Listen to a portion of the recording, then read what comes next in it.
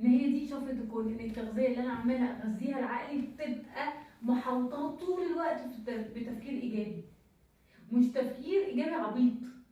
ما بقولش ان انا هيطلع عليا جناحات واطير ولا هبقى سوبر، تفكير حقيقي ان انا هقدر اعديه، ممكن يكون مش واقعي دلوقتي بس انا هقدر اعمله.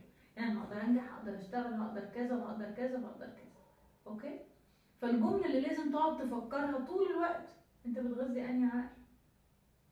انت بتغذي انهي حياه؟ فاكرين المثال اللي هو الذئب الطيب ولا الذئب الشرير اللي هيكسب في المعركه؟ راح الرد الحكيم كان قال ايه؟ الأذكى. لا، على حسب هتغذي مين. اوكي.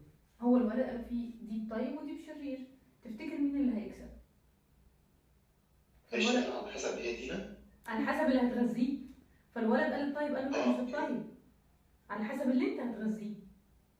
انت هتغذي مين فيهم؟ هتغذي الشرير، يبقى الشرير ايه؟ اللي هيكسب.